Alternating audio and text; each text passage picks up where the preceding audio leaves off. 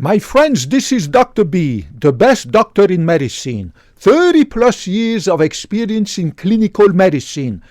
Today, Dr. B wants to talk to you about what is the very first sign that your high blood pressure is damaging your heart.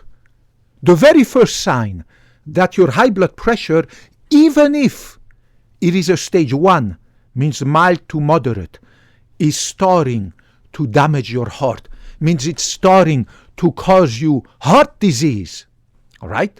Remember that there are dozens and dozens and dozens, hundreds of different types of heart diseases of the heart, right? The books of cardiology are huge and thick like this, treating and dealing with and explaining to doctors and young trainees in cardiology the different diseases of the heart. I had to learn all these freaking diseases of the heart. And there are dozens, hundreds of heart diseases, right? And of course, there are very huge amount of numbers of different causes for heart disease. Why is it that we develop heart disease? There are hundreds of different causes, right? One of the major causes of heart disease is high blood pressure. Even if it is mild to moderate, means stage 1 high blood pressure. The very first sign that your high blood pressure, even if it's mild, means not completely controlled, is causing your heart to be damaged, is causing you heart disease, can be detected only by an ultrasound of the heart. Only. There's no other way. And that is called an echocardiogram, also called an echo, right? Ultrasound of the heart, or echocardiogram, or echo. So you come to our cardiovascular clinic, beautiful big cardiovascular clinic, where Dr. B is an expert at evaluating your heart and telling you whether or not you are starting to damage your heart because you are not controlling your blood pressure, your high blood pressure, hypertension enough to make it absolutely normal. Remember, I posted a video, look at it, about the normal values of a normal blood pressure in an adult. Please look at it. Let me quickly remind you that according to the new guidelines published in 2017 by the American Heart Association and the American College of Cardiology. These are huge, very powerful medical institution that have huge prestige all around the globe, right? American College of Cardiology, American Heart Association have published new guidelines about the normal values of blood pressure in an adult 18 years or above. If you have a normal blood pressure as an adult, it means that your systolic blood pressure, the top number, right, has to be less than 120 millimeters mercury, and your diastolic, means the lower number when you take your blood pressure, has to be less than 80 millimeters mercury. You need to have the systolic, the top, less than 120 millimeters mercury, and the lower number has to be less than 80 millimeters mercury. Then you have a normal blood pressure, right? Whether it's naturally like Dr. B, or because you're exercising, zipping your mouth like Dr. B, or if it's because you're taking your medications, right? If you don't have these normal values, then even if your hypertension, your high blood pressure is mild, stage 1, you still can cause damage to your heart. It will obviously take longer time than if you had stage 2, which is severe high blood pressure, but it will happen. Remember, it's not because, I put that in another video, I explained to you, it's not because a disease is mild or mild to moderate that you have to not deal with it. I'm not saying you need to take medication, but you need to deal with it. Go to the gym, lose weight, zip your mouth, blah, blah, blah. You get my point, right? So the very first time that your high blood pressure, your hypertension, the very first sign is causing damage to your heart disease, whether this hypertension is mild, stage 1, or moderate, stage 2, can be detected only if you go to a beautiful clinic like the cardiovascular clinic where Dr. B works, and you get evaluated by an expert like Dr. B, right? And that is called an echocardiogram. Make sure, my brother, my sister, my auntie, my uncle, whoever you are, that if you are followed by a family doctor, if you are followed by a nurse practitioner, if you are followed by an internist, people who are not specialized in heart disease, if you have high blood pressure, make sure that you ask your doctor or your nurse practitioner or your physician assistant, whoever the cazzo it is that is following you for that high blood pressure, to send you to a beautiful clinic like ours so that I can detect by putting the ultrasound probe on your chest and looking at your heart, so that I can detect if you are developing this very first sign that you are damaging your heart because of high blood pressure. And the very first sign that is so easy to detect via this ultrasound of the heart called echocardiogram or echo is a stiffening of the pumping chambers of your heart. As you know, the heart, we have right side, left side, right? The heart is made of 2 pumps, right? 2 pumps, like that. One pump, called the left ventricle, pumps blood into your body to send oxygenated blood with nutrients and everything into your body, your brain, your liver, your kidneys, everything, your muscles, right? And the other chamber, the right ventricle, right, pumps blood into your lungs, venous blood, right, to oxygenate the blood, right? And then the blood, the oxygen goes into the blood goes back into your left ventricle, and the left ventricle pumps oxygen and oxygenated blood and food and nutrients into the rest of your body, right? So we have these 2 pumping chambers. When you develop stiffness of these 2 pumping chambers, these pumping chambers are no longer able to dilate nicely, to fill up with blood, and then to contract, to push the blood in your body or in your lungs, right? They become stiff, very stiff. So they don't dilate nicely. I want to give you the example of a birthday balloon. Have you noticed how it's easy to blow up air into a birthday balloon and to blow it up nice and beautiful birthday balloon? That birthday balloon is not stiff. So in medicine, we say that birthday balloon is very compliant. It has a high compliance, means it can dilate nicely when you blow air. You don't need much pressure to blow up a birthday balloon, right? Now compare that to a car tire. Have you noticed how hard it is to push air into a tire, a car tire? You cannot do it with your mouth. Not even with a bicycle pump, you can't. You need a very powerful pump at the gas station to blow air into your tire, because the tire of your car is extremely stiff. So we're going to say that the tire has very low compliance. It will not dilate easily like a birthday balloon. The car tire is very stiff, and you don't want to have a heart whose pumping chambers are stiff and will not dilate nicely to fill up with blood and then push the blood into your body and your lungs, right? So this is the very, very, very first sign that your high blood pressure, even stage 1, mild to moderate, is starting to cause you heart disease.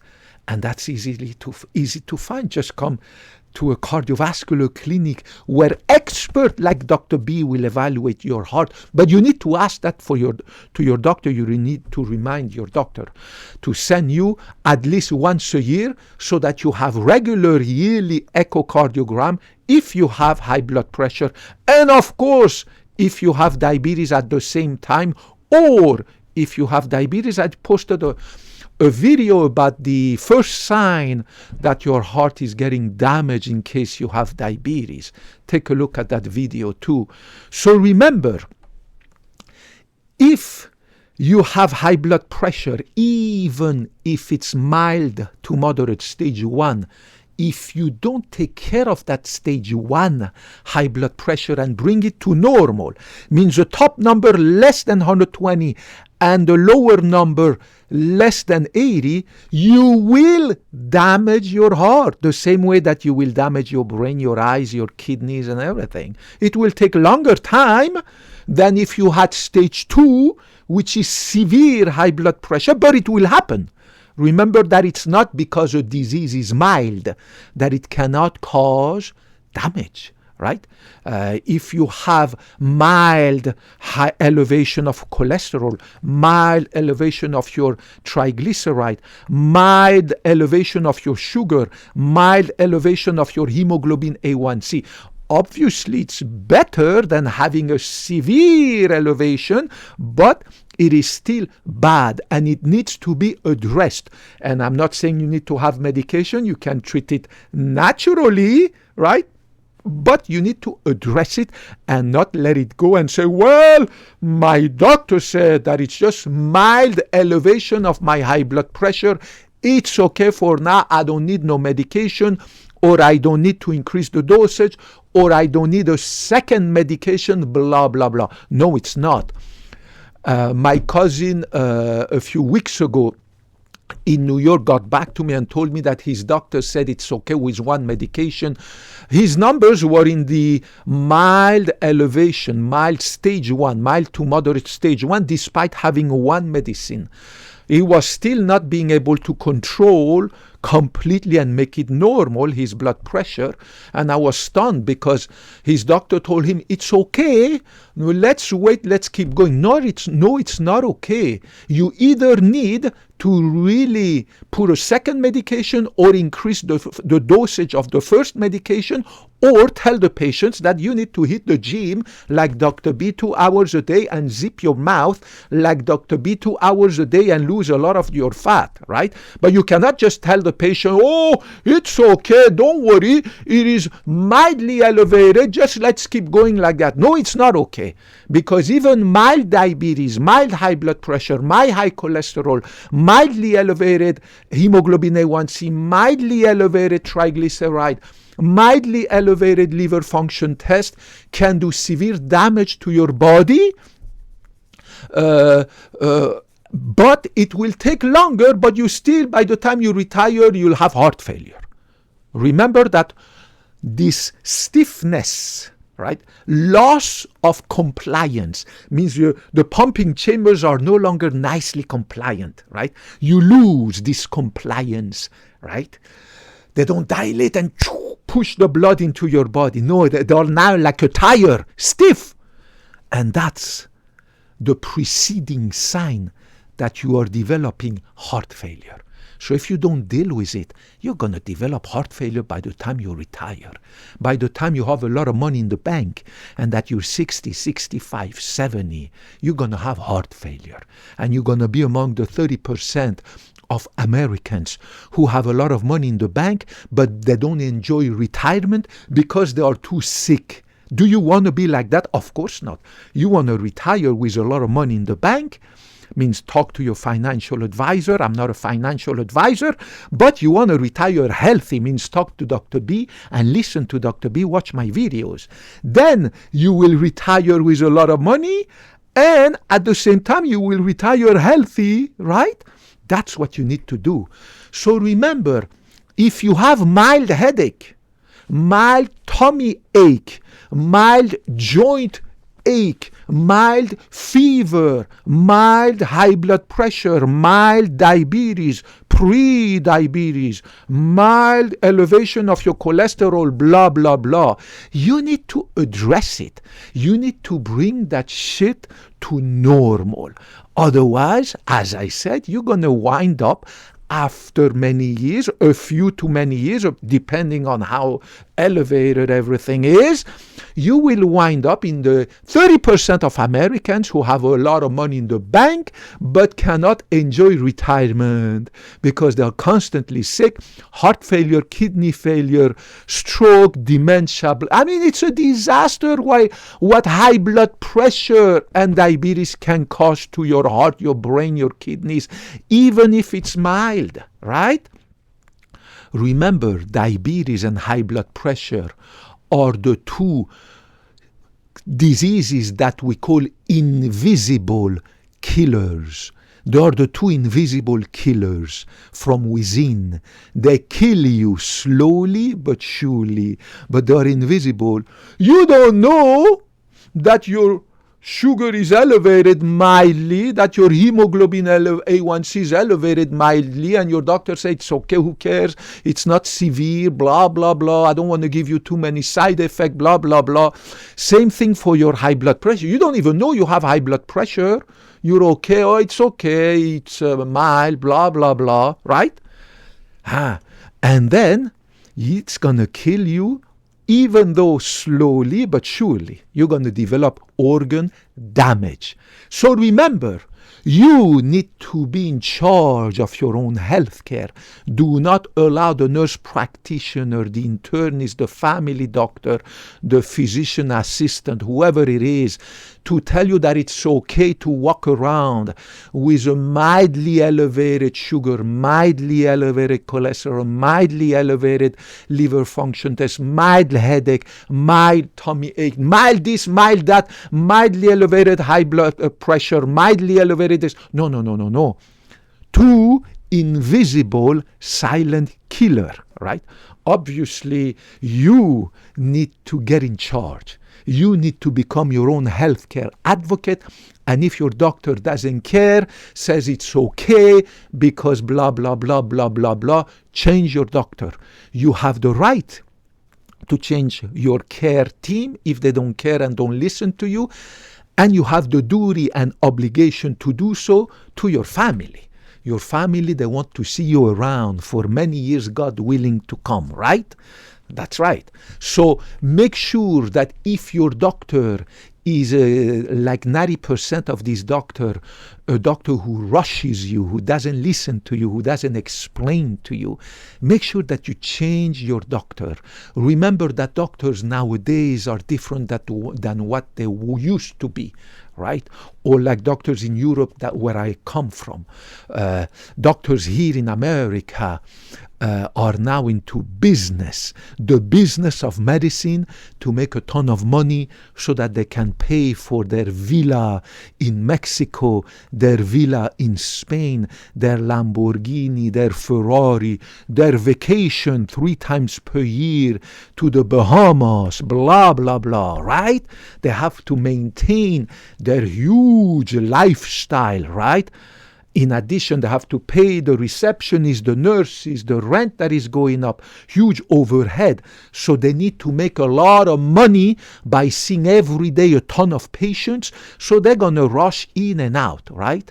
Remember, statistically, 5 minutes in the exam room is the time that a patient is going to be with his or her doctor. So they don't have the time to ask questions, and the doctor doesn't want to take the time. You see, when a family doctor like the one of my cousin in New York tells my cousin that, you know, it's okay, your blood pressure is not really tightly controlled, but it's okay means it's stage 1 but not yet severe, therefore it's okay, let's keep going, without telling my cousin what I just explained to you, because the doctor is already out. You see, I've been talking to you for I don't know how long it's been, but it's been definitely more than 5 minutes trying to explain to you the damage that even mildly elevated blood pressure values can do to your heart. But that doctor of my cousin, that idiot in New York, he didn't explain to him anything. He just, it's okay, get out of here, do this blood test, I'll see you in 6 months. No, it's not okay. You need to get a tight control, but doctors don't want to sit down anymore to explain this to the patients, to grab their hand, to listen to their symptoms, so they disregard little headache, little pain, until they found out the guy had a brain cancer or the guy had pancreatic cancer. 6 months ago he started complaining to his doctor that he has pain here and nobody cared, and rush, you must have eaten something no good, right? You have a headache, maybe you don't sleep enough, let me give you some anti-anxiety sleep medicine. It's crazy, but that's how it is, medicine now. There's a huge amount of medical error, medical malpractice. That's why they take these medical insurances to protect them, because many times they just find out that, my God, there was a professional dereliction of their duty, because they're in a hurry to make money, they need to see too many patients, and they don't care about this and that. And as long as you're not the family member of that doctor, he's going to rush you, but he wants your money. That's all that matters, and it's the truth. But Dr. B doesn't do that. I see a patient every hour.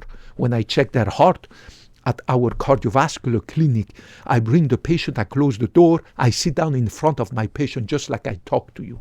1 hour, the patient is in my room. And the first 10-15 minutes, I talk to the patient. How are you? Where are you from? What language is it that you speak with your wife sitting here? Okay, what's your story? Tell me. Are you happy? Life is good. What kind of work do you do, sir? What kind of work do you do, man? Blah, blah, blah. We laugh, we joke. And then after 10-15 minutes, getting the history, laughing, joking, I examine the heart of the patient. And patients, they love it because they see this huge difference between Dr. B and the other buffoons who were the previous doctors and who referred that patient to us, and they never go back to that doctor because they said this guy spent only 5 minutes, which never explained me that.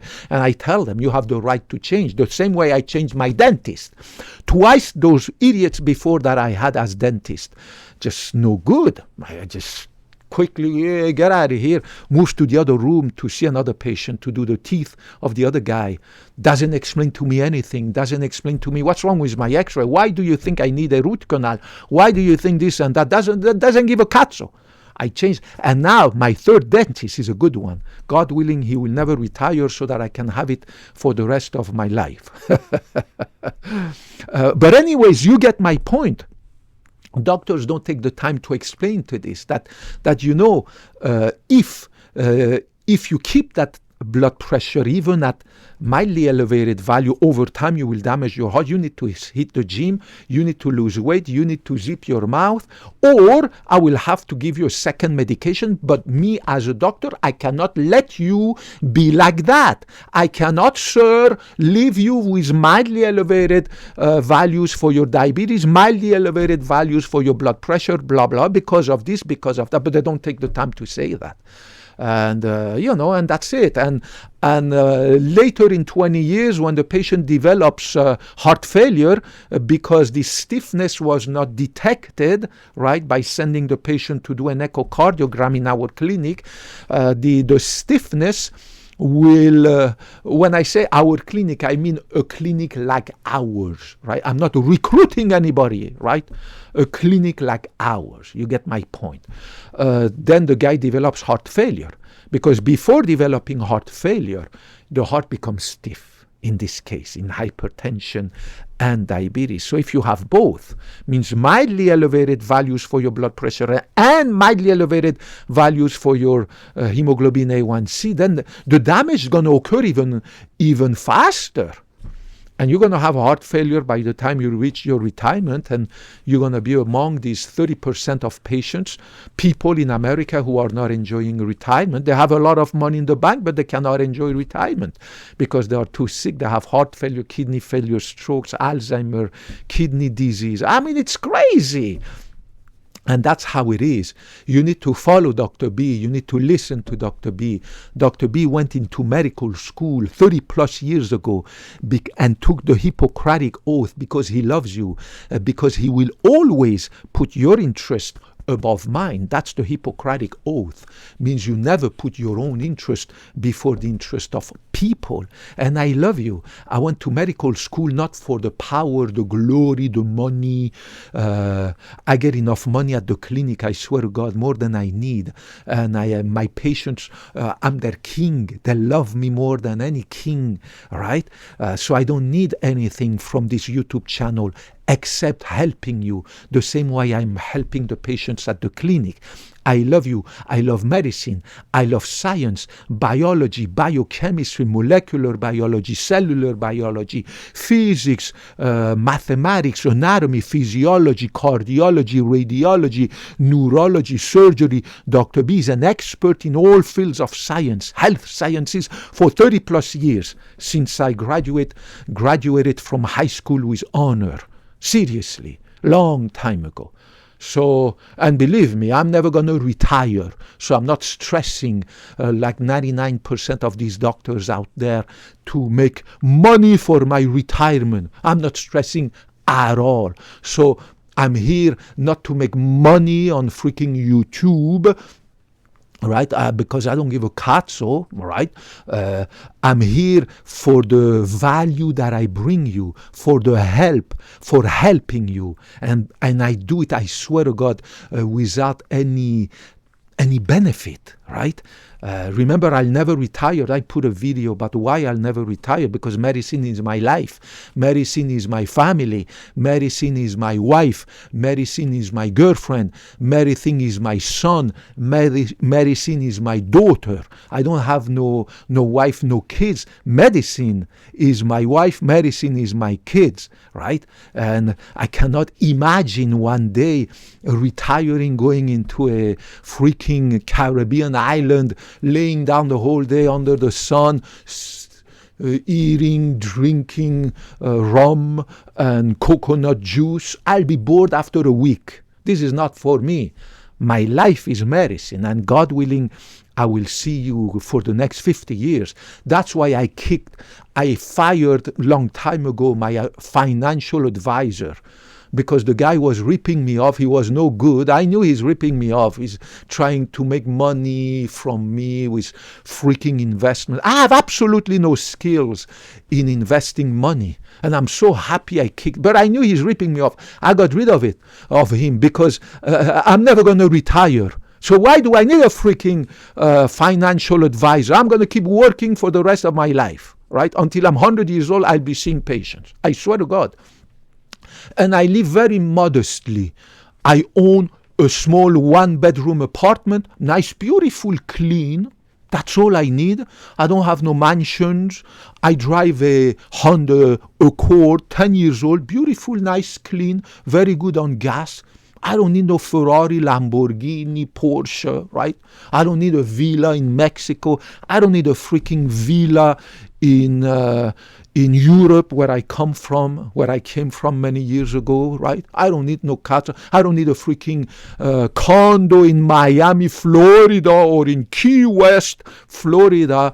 I don't give a cazzo about all that. I'm happy in medicine. Medicine keeps me happier than any mansion or any Ferrari or Lamborghini. And believe me, I study medicine despite being in medicine for more than 30 years. I still study medicine to touch with the latest discoveries, latest scientific knowledge in medicine, new procedures, new technologies, new medication, new treatments, right? I received eight high-level medical journals, scientific medical journals that I read religiously every day, at least 1 hour. Despite being so busy, going to the gym, sleeping 9 hours, blah, I still keep in touch with the latest discoveries in medicine so that I can be on top of my game. Just like the number one golf player or tennis player need to practice every day to be on the top and to beat everyone else. Dr. B wants to stay the best doctor ever, number one, I swear to God, for the next 50 years. You won't find better. But you need to still be with me, right? In 50 years, you need to be in good shape, like Dr. B, 50 years young, right? So you need to listen to me. You need to follow my advice. You need to not disregard what I'm telling you. Just like my sister and all my family members, my co-workers, they don't give a cat, so they're just out of shape. They have all these diseases and blah, blah, blah. They're just enjoying life, eating, not exercising, not sleeping enough, abusing alcohol, weed, freaking weed. It's crazy what people do to themselves, supposedly enjoying life. No, you're not. You're committing suicide. That's what they are doing, but they don't give a catch about what I have to say. But I hope that you will listen to me.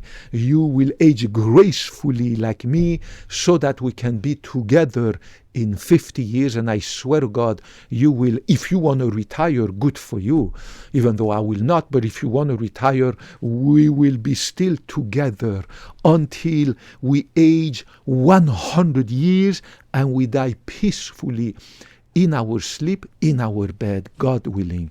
Guys, regardless of your gender, ethnicity, religion, race, politics, whether you're a male, female, anything in between, black, white, Latino, Buddhist, atheist, Muslim, Christian, Jewish, I don't give a cazzo. I love you the same way I love medicine, the same way I love people.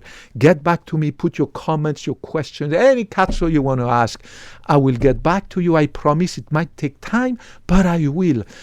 Follow my videos, listen to me, and God willing, we will still be together in 50 years. Let me show you, I don't know if I did before, let me show you the results of my dieting and exercise and lifestyle. I'm 50 years young. Pay attention. Do you like it? Look, 100% muscle and skin and bone. There's no fat. Look, Dr. B, 0% body fat. Look, you see it? Look at this one. Look, do you see it? All muscle. Look, no sagging skin, no fat, no nothing. Guys, I swear to God, it's easy to do. And my tummy the same, flat like a board, no love handle. My ass nice and tight, no fat. My hips the same. My legs are like my arms, nice, svelte, muscular legs. I can run faster than any 20-year-old, I swear to God. And this is the results of 10 years, starting at the age of 40, where I started to go regularly to the gym, zip my mouth, be good. I would say maybe 8 years. I forgot exactly when, but some years ago when I started to, say, my God, but I'm going to become like my family members if I keep going like this, right? So it's doable. I swear to God, it's doable. And I'm going to keep going like that. And my blood pressure is like a baby, my cholesterol like a baby, my triglyceride like a baby, my heart, when I put ultrasound on my heart, my thyroid, my carotids, my prostate, my balls, my bladder, my tummy, my liver, my kidney, all like a baby with zero fat nowhere. It's impossible. There's no fat anywhere, whether visceral fat around my organs or subcutaneous fat under my belly, everything like a baby. And I'm 50 years young. I swear to God, it's doable. It requires some willpower. It requires to hit the gym. It requires to zip it by putting food from in the little corner of your life. Food should no longer be the center of your universe, right? Like my sister, like my family members, for whom food is the center of their life, right? They go, they have fun, blah, blah, and then it's food. And then they go watch a movie, and then again food. And then they go on weekend to the beach. All the time at the beach, they have these huge freaking ice, these containers that keep the food cold. They bring at the beach full of freaking food and beverages and beer and blah, blah, blah, and fruit full of sugar. Nasty stuff that they eat the whole freaking day, even when they have fun. And then they go on vacation. During the vacation, every day, more from morning to afternoon to evening they eat 10 times. Their vacation is all about food, for God's sake. They go to Italy.